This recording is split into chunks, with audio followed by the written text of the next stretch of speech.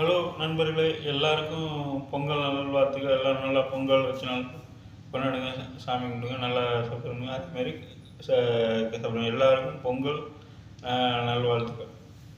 கிருஷ்ணதேவராயர் இப்போ உடற்பயிற்சி எதுவுமே செய்யாமல் அவர் உட்காந்தே சாப்பிட்றதுனால அவர் ரொம்ப குண்டாயிட்டார்.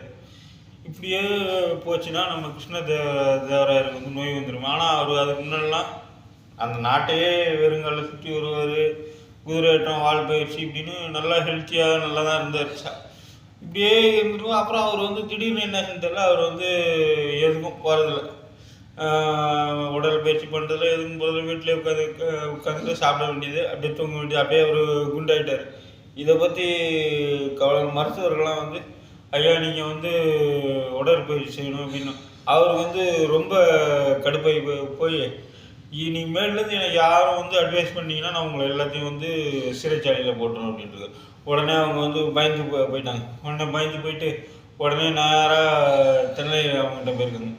தெனாலிராமா நீ தான் இதுக்கு ஏதோ வழி சொல்லணும், சரி நான் அதுக்கு ஒரு வழி பண்ணுறேன்ட்டு. உடனே ஒரு நாள் ஒரு ஜோசியரை கூப்பிட்டுருக்காரு. ஒரு ஜோசியர் மாதிரி ஒருத்தர் ஒரு மருத்துவருக்கு வேடம் போட்டு நீங்கள் போய் இந்தமாரி மகாராஜா கிட்ட நீங்கள் இன்னும் ஒரு மாதம் தான் உயிரோடு இருப்பீங்க அப்படின்னு மட்டும் சொல்லுங்கள் அப்படின்னு. உடனே அவரும் மகாராஜா உங்கள் கையை காட்டுங்க அப்படின்னு. அவரும் கையை காட்டியிருக்கு. கையை பார்த்து மகாராஜா இன்னும் நீங்கள் எண்ணி ஒரே மாதம் தான் நீங்கள் உயிரோடு இருப்பீங்க, அதுக்கப்புறம் நீங்கள் மரணம். ராஜாவுக்கு கோவம் வந்துச்சு, என்ன நான் இன்னும் ஒரு மாதம் தான் உயிரோடு இருப்பேன். சரி, இந்த உடனே காவலர்களை இந்த மருத்துவர் இந்த ஜோசியக்காரர் தூக்கி பாதாள சிறையில் அடைங்கிட்டு பாதாள சிறையில் ஒரு மாதத்துக்குள்ளே நான் சாவலைன்னா நீ செத்து அப்படின்ட்டு அவரை போய் அடிச்சுட்டு இவரும் அப்படியே ஒரு மாதம் இவரும் ஜோசியக்காரர் இப்படி சொன்னானே அப்படின்னு இவரும் உணவெல்லாம் குறைச்சிக்கிட்டாரு.